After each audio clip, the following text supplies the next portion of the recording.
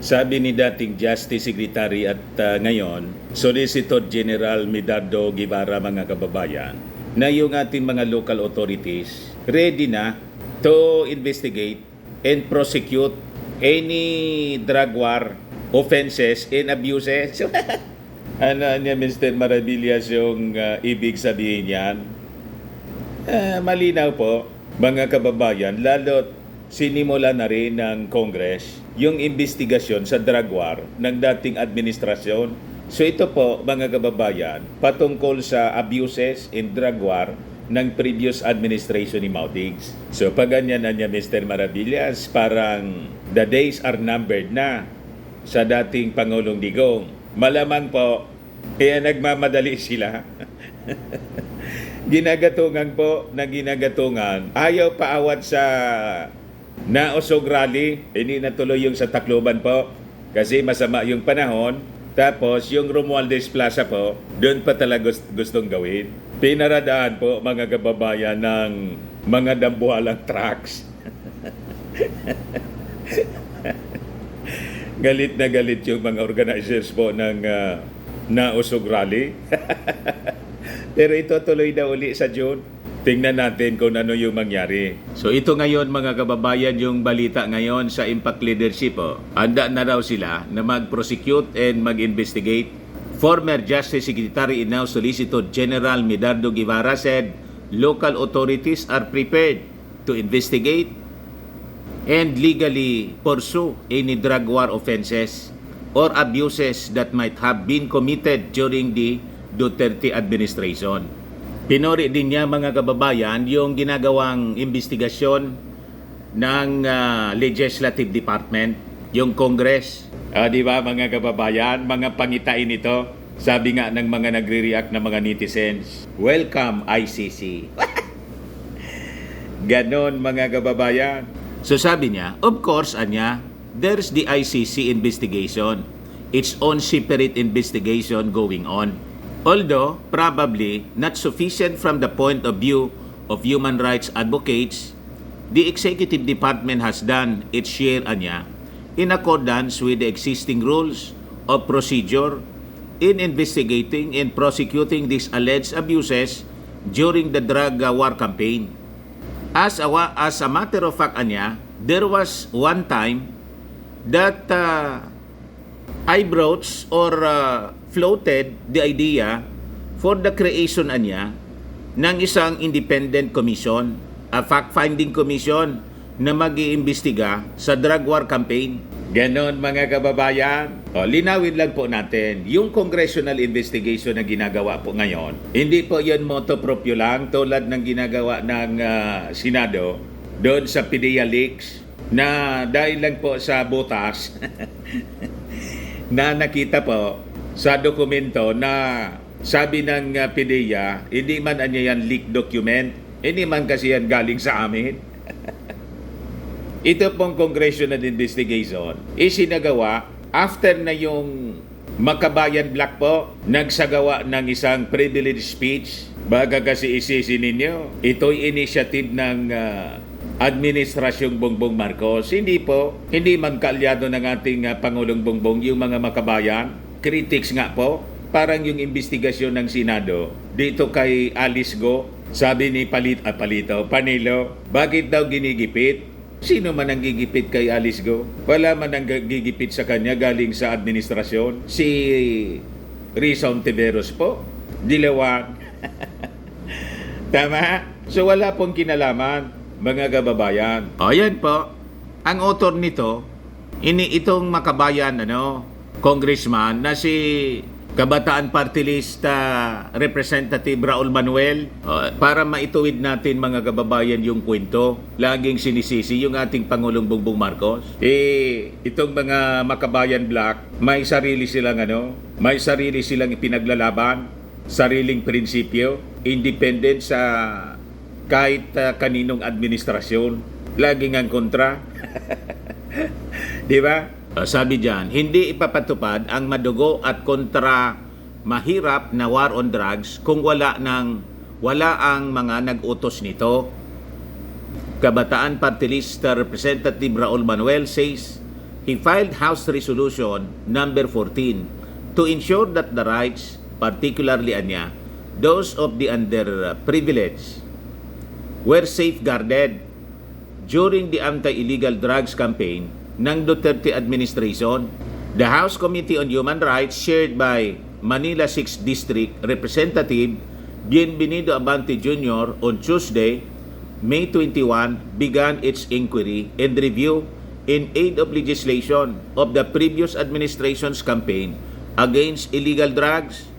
The investigation is being conducted pursuant to Manuel's resolution and a privileged speech delivered by ACT Teachers Party List Representative Franz Castro in the plenary on November 8, 2023 pa. So sabi diyan, given the mercenary tradition that has long prevailed in the institution of the police force, hindi nila ipapatupad niya ang madungo at kontramahirap na war on drugs kung walang nag-utos nito. From the briefing niya that was held last week, it was clear from resource persons, from the academe and institutions, from a third-person point of view, na mayroong trend na kung paano ba kinokondukta ang war on drugs. And hearing from the representatives of the victims who were present, they have long been seeking recourse, kaya umabot na rin sa international level ang paghahanap nila ng hustisya because of the gravity of the issue at hand. So, malinaw po mga kababayan, para hindi magamit yung propaganda na pinapalabas po ng kampo ng Finta Kingdom, pinipersecute ng administrasyon. Hindi po ito galing sa administrasyon. Itong investigation na to, kumbaga, umakto si Congressman Abante because of the resolution filed. Tama pa? Ito ngayon mga kababayan, ang mga kahindik-hindik na nadiskubre sa initial hearing na ginawa ng Congress, na malamang pag magbago ang isip ng ating Pangulong Bongbong Marcos, bumaliktad.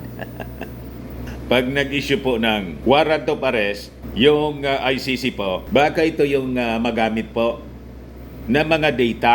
Isasubmit na lang ito mga kababayan based sa investigation po ng committee. So sabi dito sa report, the drug crime related to killings are statistically correlated with President Duterte's term of office.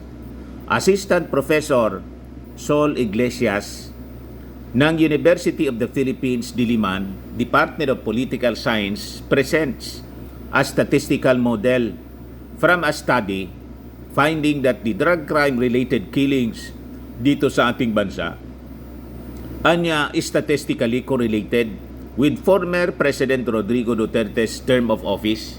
Yan po ang lumabas sa investigation. Similarly, when President Duterte ordered a stop to Tukhang after the discovery of South Korean businessman G.Ek Ju in Camp Crame, it's also statistically correlated to a sudden drop in the killings, including vigilante killings.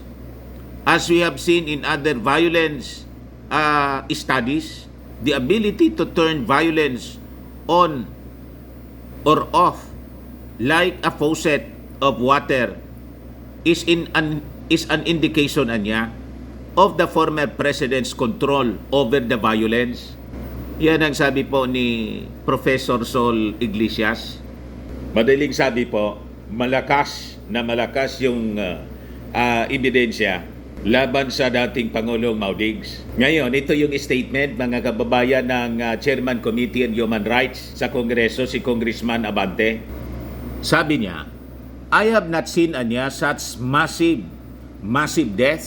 So during the committee's inquiry po and review of the Duterte's administration campaign against illegal drugs, sabi po ni House Committee on Human Rights Chairperson at Manila 6th District Representative Bienvenido Abante Jr. that since 1992 he had not witnessed such massive death as seen during former President Rodrigo Duterte's bloody war on drugs. So sa panahon lang niya po ang may ganon I kill you ng I kill you kasi. Ganon. At proud na proud siya that I kill you.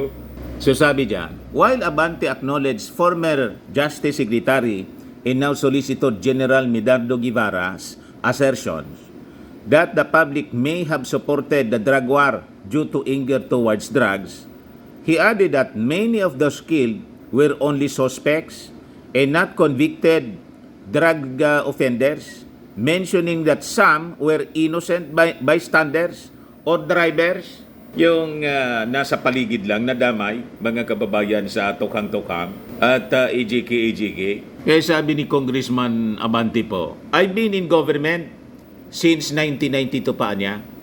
Hindi pa ako nakakita ng ganito karami, such massive death. Sabihin niya natin na tama si Secretary Guevara na nagustuhan ng taong bayan ng drug war sapagkat galit tayo sa drugs Pero the things is, naniniwala din naman tayo na itong mga napatay na ito, mga suspect lang to Hindi naman sila convicted na of drugs. Ang iba, nadamay lang. Ang iba, hindi naman talaga drugs. Ang iba, driver. Ang iba, drug poser, di ba? Drug user.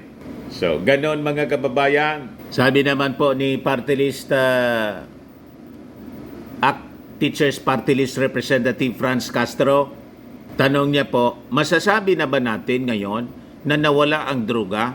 Nawala na ba panahon?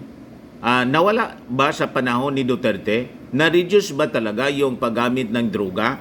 Sabi ni Congressman Abante, totoo po yung sinasabi ni Congressman Castro, hindi naman nahinto ang drugs hanggang ngayon po. Kaya ni-revise po ng ating Pangulong Bongbong Marcos. Ginawa niyang holistic at saka po, yung policy po na pagrespeto sa human rights. Yun ang binigyang diin po ng ating Pangulong Bongbong Marcos. Kaya yung nangyari po sa Alitagtag, pwede naman pala na walang namamatay sa war on drugs. Nang walang mamatay sa war on drugs, nagalit yung mga DDS.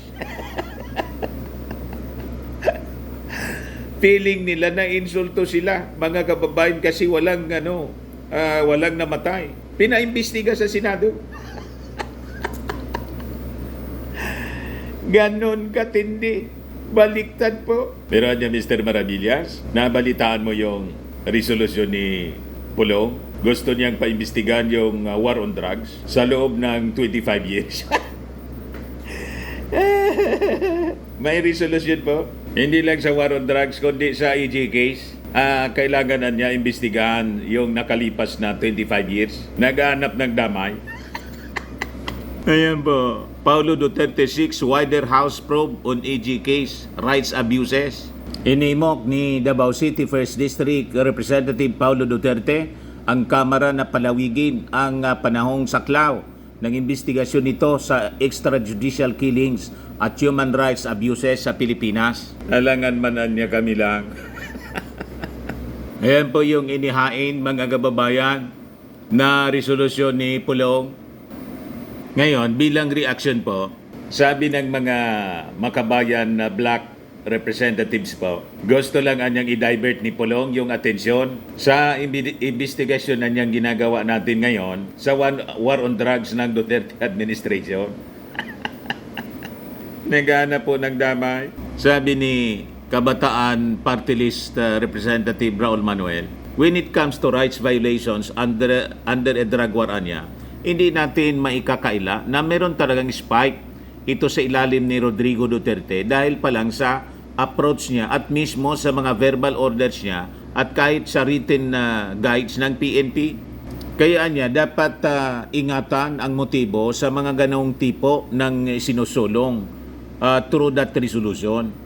Sabi naman po ni Gabriela Representative Arlene Brosas na ang source niya ng resolusyon ni Pulong Duterte could not be trusted, finding it ironic coming from a Duterte. Duda po.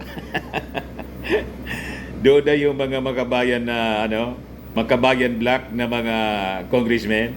Ngayon, inulit nila yung panawagan to hold former President Duterte accountable for his bloody drug war including other officials such as Senator Ronald De La Rosa. They hope that the International Criminal Court will soon issue a warrant of arrest against the personalities involved.